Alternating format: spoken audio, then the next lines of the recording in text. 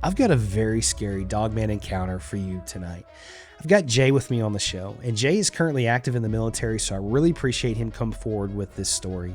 Back in 1991 with his brother, they were driving through West Virginia, and they had a dogman creature jump out in front of their car and charge at them. Really scary encounter. He's going to get into all of the details. He got a really good look at this thing. But then later on in life, he was with his family in St. George in the St. George River, and he had a really strange encounter with what he believes is Bigfoot. And he's going to get into all this. But before I do any of that, if you've got an encounter you would like to send me, you can send it to me by email at mysteriesunknownpodcast@gmail.com. But let's jump right in the stories. Jay, welcome to the show. Hey, listen, thank you, man. I really genuinely appreciate you having me on and giving just regular folks a chance to kind of share what they went through and give us a place where we can kind of hear other people's experiences. It really means a lot. Well, man, it's all my honor. I am very thankful that you came forward with your story and wanted to share it with my audience. And thanks for your service as well.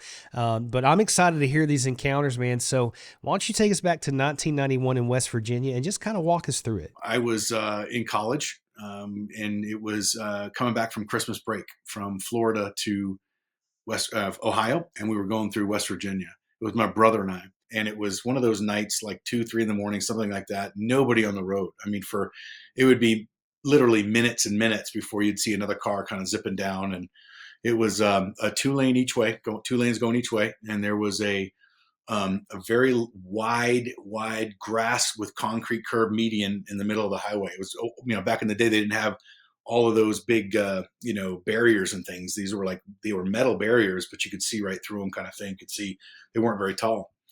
And so it was just the two of us. We were driving, and my brother he was driving, and I was in the passenger seat, a little 2-seater, and literally crystal clear night, like black sky, but it wasn't snowing, it wasn't raining.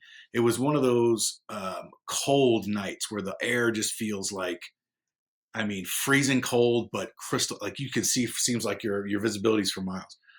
So as we're driving, kind of the corner of my eye, I look over and I see this something running. Basically, I was like, oh, it must be a deer, because you see deer all the time. And if you've ever been hunting, I grew up hunting.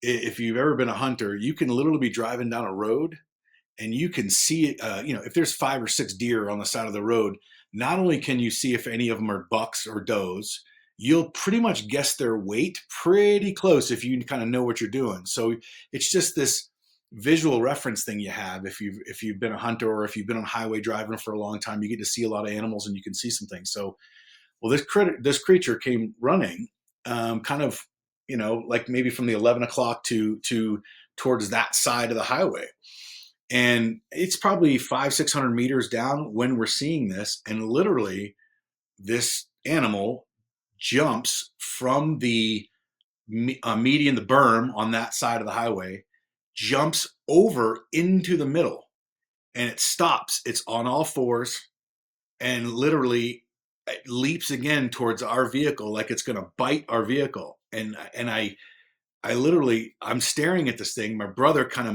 moves the car over, hammers the fuel to try to get around this thing. And then literally you see it just miss the vehicle, but literally in the brake lights, I turned around and looked, and it was on its back legs, and it was easily 8, maybe 9 feet tall. It was a massive animal. It looked like a wolf, but it wasn't a wolf. It had human-like arms in the front, dog legs in the back.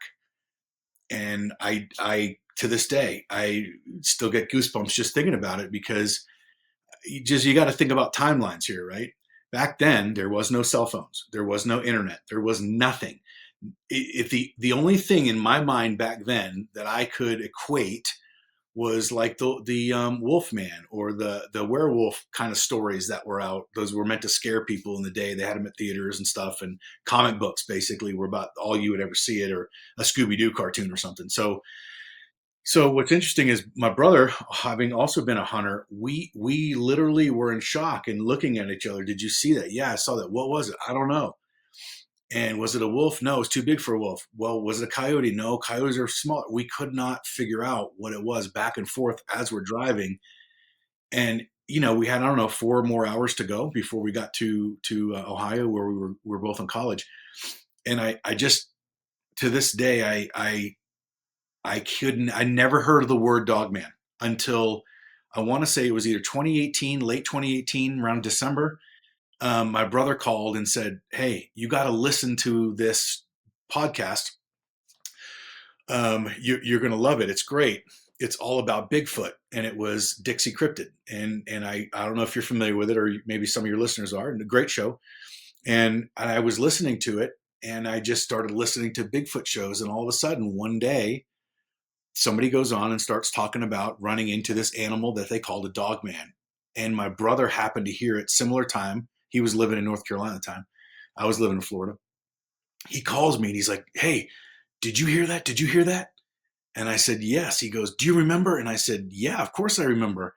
But we hadn't told anybody. We didn't even tell our family about that. It was back then you were made fun of in a way that is just ridiculous, how you would have been made fun of back then for even talking about stuff like that. And, I just know today what it was. And based on all these stories that you hear, and what's amazing is the more you listen to programs like yours and you hear people's encounters, you realize just how similar they really are. It may be in a different state, but a lot of them are in West Virginia, I've noticed. And it it it gives me a sense of, I knew it, and I wasn't crazy, and my brother's not crazy. He was, here's a soldier, right? I mean, it's insane. We just kept it in.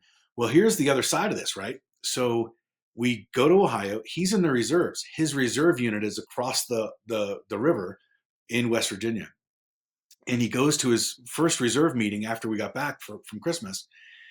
And he's standing there the way soldiers do, BSing over stories and, getting, just sitting having lunch. And he said that he overheard one of the guys from his unit that had moved from all the way to the other side of West Virginia to this side of West Virginia, right up against the Ohio border. And he was telling the story of how, and this was just a few weeks ago, just like ours was. They pull over at night into this rest area, and the restrooms were locked. So they just stood outside. They were going to go to relieve themselves in the grass, kind of by the tree line.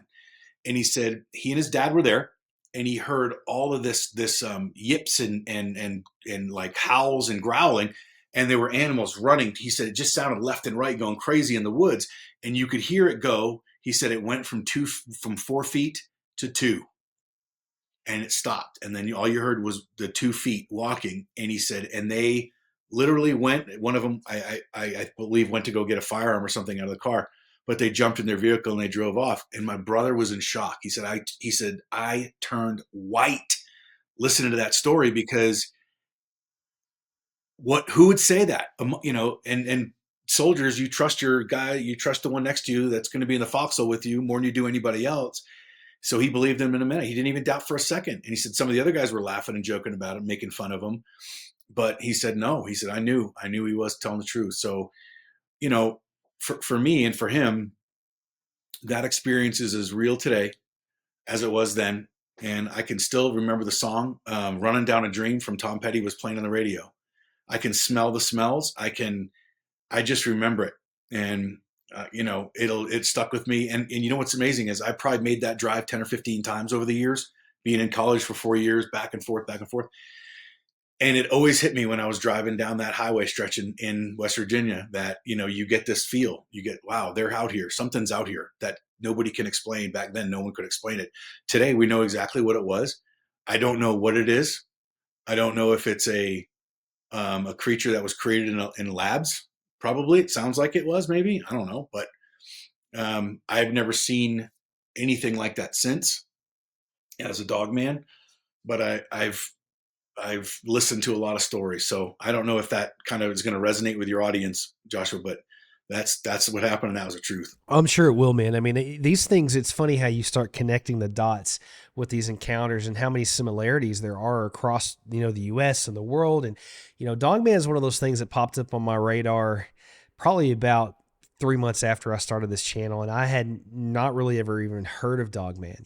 Werewolves you've heard of growing up, kind of like you, but what you saw, and these things are life changing. And one of the first questions I like to ask people, and I know you've got another encounter, and we'll get into that, but After having this encounter, how did that change your life? At that time, I don't remember ever believing in cryptids. Like cryptid wasn't even a word. Okay. Back then, just wasn't. People were like, well, Bigfoot. Well, okay. $6 million man. I watched that episode, In Search Of. I had seen all those, that was what was on TV. We only had 3 or 4 channels back then. It wasn't like you had today. You get 5,000 channels and there's movies coming out on, every streaming service. This was very rare. So you were left to your own device. Like, what could that have been? And could it have been some mutant animal? I didn't know. I just don't know. It changed my life in the fact that, when you go hunting at that point, well, is it possible that there's one of those creatures? Listen, when I turned around and looked at that thing, it was muscular. It was thick in the chest. It was thick. Like it just no longer looked like a wolf because it was standing and it was thick. It had shoulders. It had big, big delts and traps. It was big. It just had a very long snout. It was gnarly, thick neck. Like it just didn't add up. And I don't know. And yeah, I mean, it just changed my life because I would go hunting from many, many, many years thereafter. And back up there, by the way, most of the time I would either hunt North Carolina. After I graduated, I would hunt North Carolina or Ohio with some friends because I had friends there. So those woods of Ohio aren't that far away. So I was always wondering, am I going to run into one of these things? And and if I did, what kind of armament would I need to take it down? So I think, their life-changing encounters, especially with Dogman, I say it a lot, Bigfoot, you can kind of have your opinions on that, but I think Dogman is just evil. I don't know what else you do with that, but, whenever you said you drove off, you saw it stand up on 2 legs. But before that, it had, charged at your vehicle. What do you mean by that? Describe to the audience kind of what you meant by that. it was purposeful. You could see it in its eyes. It was looking at our vehicle. It ran down the hill, this long stretch of area from the wood line. It ran down at an angle purposefully towards our vehicle. And when it jumped, it needed only one bound, one and then again. And we literally, I mean, it was 1.5 feet, 2 feet. Like it seemed like it was attacking us. And I don't know any other way to say it because you can tell when an animal is searching you out. That thing, there was no other car. There was no other thing on the road. There was no deer running across. There was no animal that it was pursuing that we interrupted.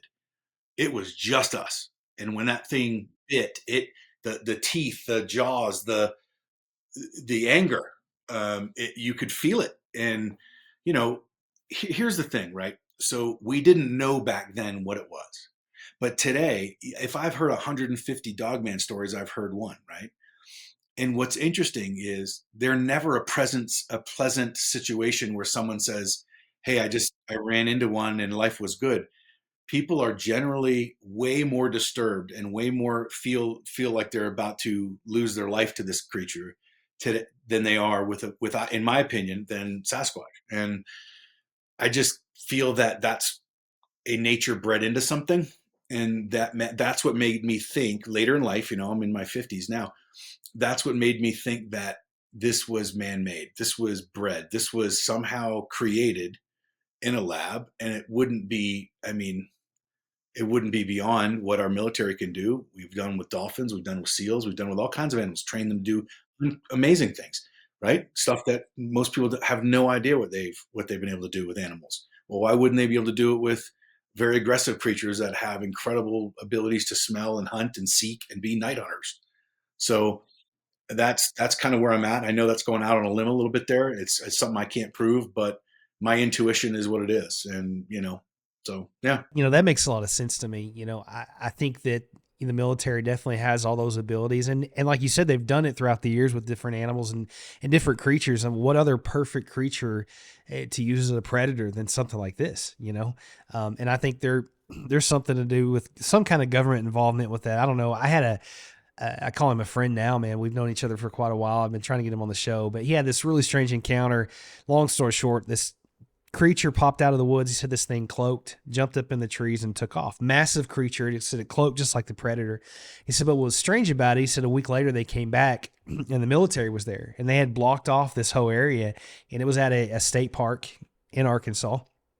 And they were there for over a year. And they went back about a year later after they'd left, and they'd found all these platforms up in the trees and stuff. And so, I mean, can you prove it? No, but does it make sense? Absolutely. I got a lot of reports like that, so I think you're spot on with that. And I would love to hear about this next encounter, and I'm sure we'll get back into some more of the Dogman stuff. But lead us through this next encounter. So Mother's Day, it was either May 14th or 15th in 2020. My wife and two kids, they were in there like 12 and 14 at the time. And we were right outside of New Smyrna Beach is a town called DeLand. And in DeLand, it's a landlocked area, about 20 minutes inland from the coast, from the ocean. And there's a lake there called Lake Beresford. And you can look at it on a map, you can Google it. But Lake Beresford is this big, beautiful lake, and there's this little marina there that you can rent pontoon boats. So we thought Mother's Day would be nice to get my wife and kids out on the boat, maybe do a little fishing out on the lake, and just have a nice. We rented it for half the day. So we get on the boat, and the way the lake goes, it actually has an opening, if you will, to the river. So the St. Johns River, they call it the St. Johns River Management Area, and that river comes off the lake, and you literally go down, I don't know, a mile and a half, 2 miles, and then you go from a lake where there's people on boats and enjoying and kind of doing their thing to old world Florida in like 15 minutes. You go into a place I don't know that humans have ever stepped. It's that kind of mossy oak, big hammocks, saw palmettos all along the shorelines. No buildings, no shacks, no huts. You're just cruising down, and you go into 1,000-year-old old South. And that's what's attractive about it, is it's not been hampered. There's no docks, there's no nothing. So as we're cruising, it happens to be alligator mating season. And I was videoing, I stopped the boat, turned the motor off, and we were just cruising because it's a very light current. I don't know, maybe a knot or two. And it's barely moving the boat. And what we're listening to is this bellowing of this massive bull alligator. And and you hear this rumbling, right? And what I was trying to explain, you hear me on video, I'm trying to explain to my kids, I'm like, hey guys, this is the mating call of a big bull alligator. And the rumbling, the vibration is so intense on the area, the abdomen area and the back of where that alligator is, and where it comes up into the throat.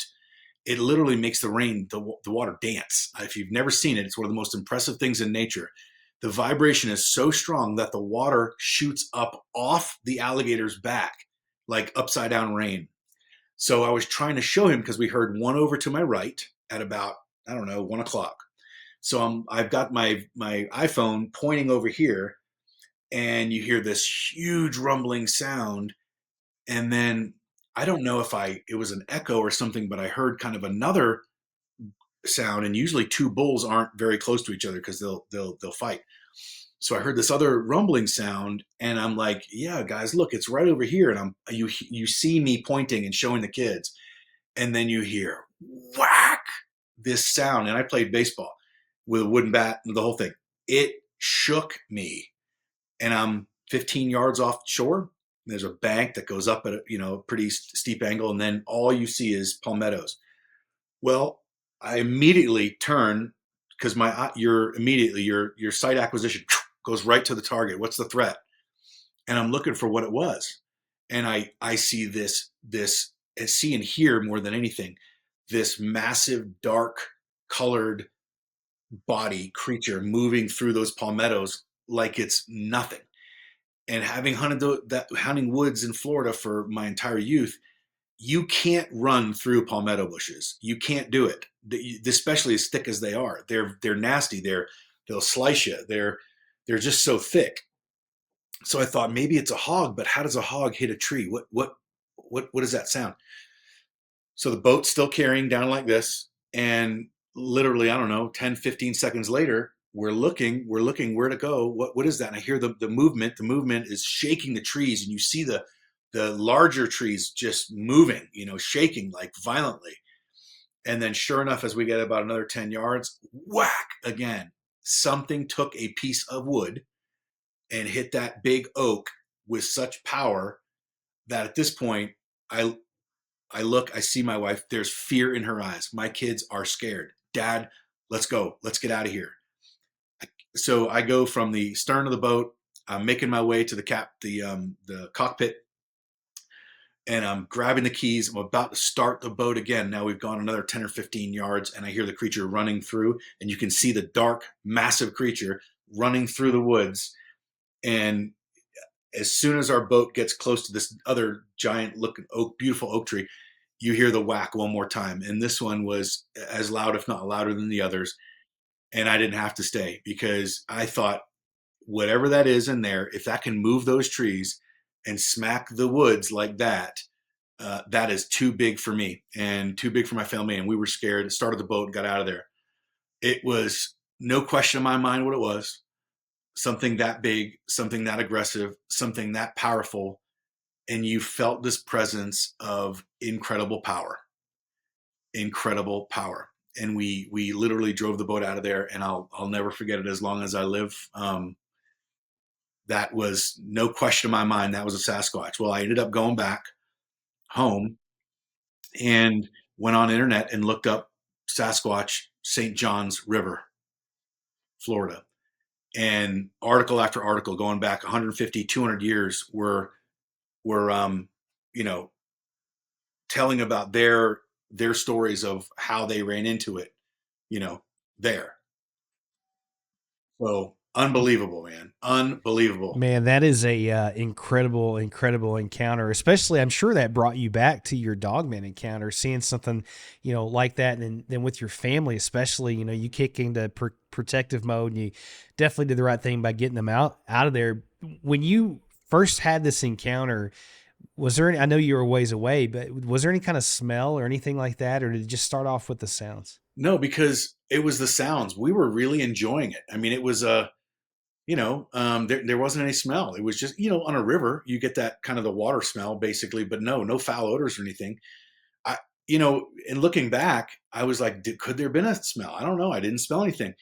It didn't smell bad that I could remember. I just remember hearing that gator and looking for it and thinking, how cool. I can't wait to show my kids what this looks like. And no, something did not want us there. And I don't know if I interrupted it.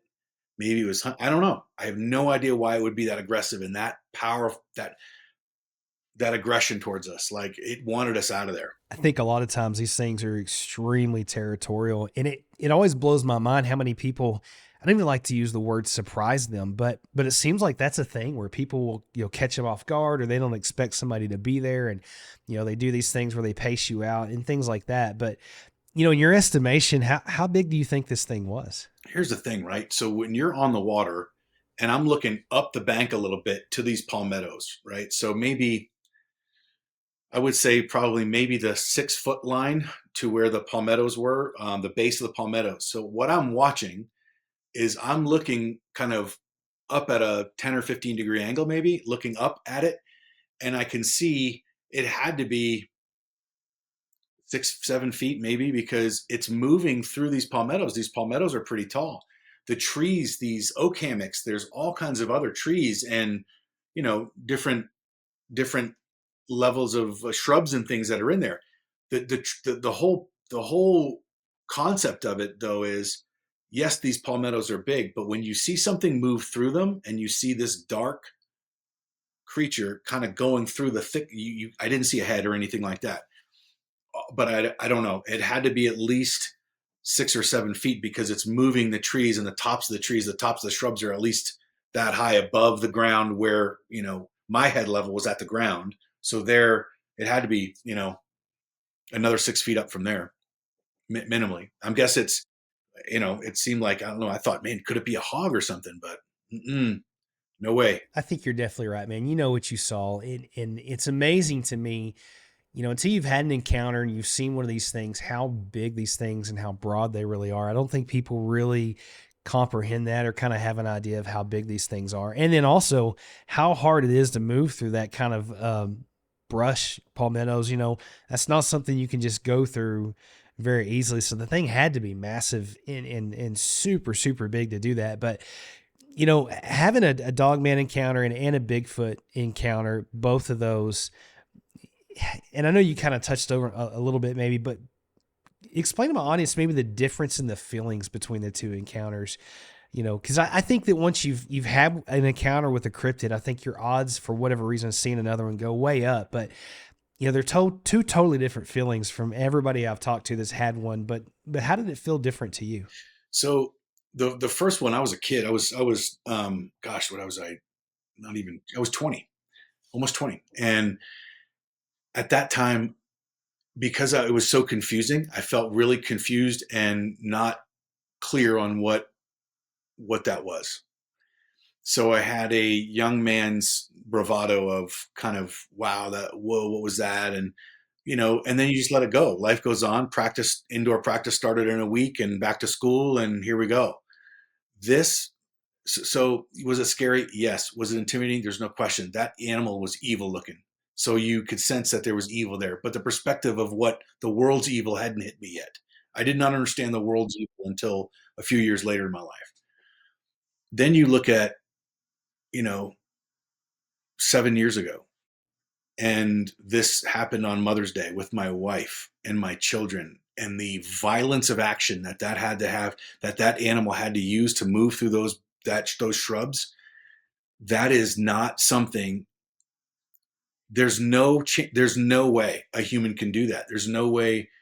I don't care how big and strong and fast you are. You would have to be wearing a metal suit to get through that, and not to mention you'd get caught up in all the branches and shrubs. You just can't get through it. You need mass to push through that.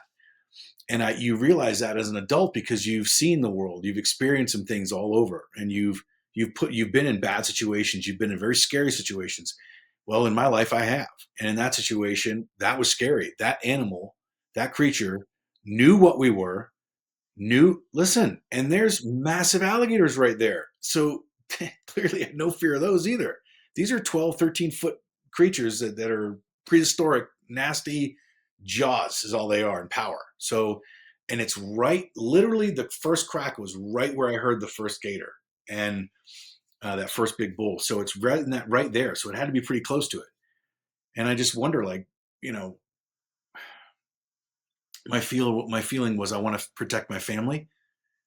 I was armed at the time. I didn't draw my weapon because I had enough distance and I couldn't identify my target. So for me, my move is exit the situation first, get out of there as quickly as you can, create distance as fast as you can, and live to fight another day. And in this situation, yeah, I was scared. I was scared for my family more than anything. I was like, okay, well, it's not in the water. It's not coming after me. I've got a boat. It doesn't. I can scoot. And that's what we did. But yeah. And, it's funny. I was talking to a commanding officer the other day, and this person told me that because we live in Utah, and she lives in Park City, and she told me a story of an encounter she had. And it's like you have this kindred spirit when you say, yeah, I had an experience, and you share the experience. And listen, and my thing is this: either everybody that's ever had these encounters and tells you story is full of it and lying through their teeth, or they're real. Because if one of them is real, they're real. And I'm here to tell you, on my life, on my family's life, on my children, on my everybody in my family, I swear to you on all that I am, that is real. I was there. I saw it. I felt it. There's no question, no hesitation. And, I mean, that's what it kind of, when I listen to these stories on these podcasts, it helps me sleep. Is that weird? It helps me really get rest. But when I listen to them, I can feel in my heart somebody whose world has been shaken by this and just doesn't see the world the same way anymore. Other people are like, yep, did it. Good to go. See ya. But I'm not, you know, uh, yeah. So, yeah, good question though. I think, I think I was scared for my family on the second one. And for my first one, I didn't know what to feel. That makes a lot of sense, man. I'd have definitely done that. That fatherly and husband instinct kicks in, man. And your first thing is to get your family out of there and protect them. I had a guy email me, and I've shared his story in one of the lives, but one of the strangest things, man, and it happened in Arkansas. He said a buddy of his, and they were out on a boat, and I can't remember what the name of the lake was, but they were out there, kind of the same thing, except for their family with their buddies, and saw one of these creatures on the shoreline, and some parts of Arkansas is like that. Everything's real thick. The brush is thick. Summertime you can't really see through stuff, and big old massive creature comes barreling through the woods. He said, but what was weird is it come out onto the shoreline, and they're standing there. And the next thing you know, this thing jumps in the water and starts swimming towards them. And at this point, they knew it was a Bigfoot. They saw it. Massive, huge creature. He said, but when things got really scary is this thing went underneath the water and disappeared. And they didn't know what to do.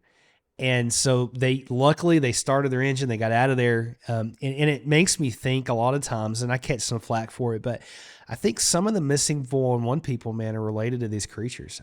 Not all of them, obviously, but some of them. And, man, kudos for you for getting your family out of there, because that could have went south really quick. As fast as that thing was moving, it would have been nothing for that thing to get to you, if it wanted you to. But man, kind of the $1 million question, and I like to hear everybody's opinion, with Bigfoot especially. Man, what do you think Bigfoot is? Well, because of that interaction that I had, I think it's a flesh and bone creature. It bleeds. Not that I saw it bleed, but I believe it does. I believe it's a creature that has evolved and survived over many, many, many, many generations. And the more I read about it, the more I listen to people, the more I kind of in my brain can separate ones from the Pacific Northwest, from the ones down in Florida, from the ones in Ohio and North Carolina, from the ones in Texas. There's different similarities in their stories. And so that also resonates with me, because if you look at bears have been around a long time. The bears in Florida they're black bear, but they're small. They're different. They're not known to be aggressive towards humans in any way. The ones as you go up in elevation, as you get out towards the Northwest, and then you get into Idaho, some of these bears are much larger. They're very predatorial. They're just different creatures. So things evolve even within a species. They can kind of go their own way. So for me, I think they've just evolved from some, hominid creature in the past. I don't know. Maybe that's weird because it doesn't really align necessarily with some of my other belief systems. But I think they're a creature that's incredibly intelligent. They're able to maintain their distance from the human population. They're able to use cover and concealment better than any creature I have ever heard of. They're incredibly resourceful. If you think about where they can use cave systems or underground things, what they can create with their hands, how they can break trees. They don't necessarily have to have tools like we did. They're very, very creative and very resourceful. And I think there are also enough stories to tell me that they can identify with what humans. Their brains are so evolved that there are plenty of stories where these creatures have helped humans find shelter, survive things. There's even stories of them interacting between a dog man and a human to try to preserve that human life. So you got good and bad ones, right? So I think they're flesh and blood because they have the ability to think and reason, where that's not a lot of creatures on this planet have the ability to think and reason. Instincts, yes, but not thinking and reasoning. They're super intelligent, and I always walk away with way more questions than I do answers. And in my opinion on these things change. They go back and forth. And, I look at everything through a biblical lens, and there's a lot of things there I don't understand, but I definitely, I don't know, man. Maybe when they're flesh and blood, they're flesh and blood, and they're not. I don't know what to do with all this stuff. And who knows, man, we might not ever have the real answer, but it's really interesting, and it does change your life. It changes your perspective on the way you think about the world for sure. And I'm pretty sure I know the answer to this question. And I know you probably would never want to have an encounter with Dogman again. You might, but if you had the opportunity to see Bigfoot again, would you want to? In a minute, I would. I'd want to do it from a distance because it fascinated me to see it then and to experience it then. But it also, because I live in Utah now, here it's not like Florida where people will joke and haha, yeah, whatever. You tell them you experienced it. Here, It's real. It's as real as any other creature. People, they don't they don't think it's a joke. It's, there's like people's cars and stickers all on their cars. You see thousands of them in a day in traffic. People saying, I'm a believer, I'm a knower. It's a culture, and it's not a. I don't think it's done with a backhanded sense of humor at all. I think because this is a very hiking culture out here, a very skiing culture, very outdoors culture, camping. People have experiences, and these mountains out here go for miles, hundreds and hundreds and hundreds of miles where no humans ever walked. So, as we encroach on them, though, I bet you they're curious and want to figure out, what are they doing? What are these things, these other creatures doing? They kind of look like us. They smell different. They're loud, and they do what they do. But I think there's a curiosity, just like I'm curious to say, I would like to see one. I think they're very similar. Like, what is that family doing? How are they listening to what is that box that plays sounds and music? Like, just like I would be if I went to a different planet. Like, what is that? And I saw some creature I just didn't understand. So, as a hunter, I can tell you that there have been hundreds of hunts that I've done where I didn't harvest an animal, even though I could have. Why? I wanted to watch it. I wanted to see what it did. I want to see what it interacted. I wanted to see the way the does interacted with the young, and how they laid down, and what did their ears do when they heard sounds. And I just was fascinated. Or when you see a fox coming through the woods in the fall in North Carolina, and how they move and what they're, all of this, right? So I think that in that situation, I was the observer, and I think that they're observers by nature and they're survivors, right? So it's my opinion. It's a good opinion, man. You brought up a lot of good points. It makes me think about, a lot of the times people report these things looking in windows and different things like that. I think maybe sometimes they're just curious, and then, maybe sometimes they have other motives. But I'll never forget the very first time I saw a predator in the woods, man. I was with my dad just as a kid. We were out hunting, and I just remember how quiet the woods got. And then we look up on this hill, and there's this beautiful gray wolf standing there. And it was so, I don't know, man, it just had such an impact on me as a young person. And you go out in the woods, and there's places that we've never even touched, like you was talking about, mountains that go on forever. And we don't know what all's out there. And, I think sometimes, man, they just are curious. And I think sometimes, man, they have, like I said, completely different motives. But man, I really appreciate you sharing those encounters with us. And I wanted to go back to your Dogman encounter. And I know that you said that you had an evil look in its eye when you looked at it, but how long did you have the opportunity to look face to face with this thing? Like, how long did that exchange happen? I guess as we got closer, probably within 300 yards, you saw it making its angle. Like, it was an angle of intercept, and there's just no other way to say it. It could have ran straight across and just jumped and way out ahead of us, but it didn't. It was coming at us. So probably maybe 2 to 5 seconds all in, where I had face to face looking at this thing close enough to see, oh my gosh, those are teeth. Oh my gosh, this is big. Holy cow, did it bite the card? Are we going to, and then you turn around and look at it. So I don't know, 5 seconds, all in.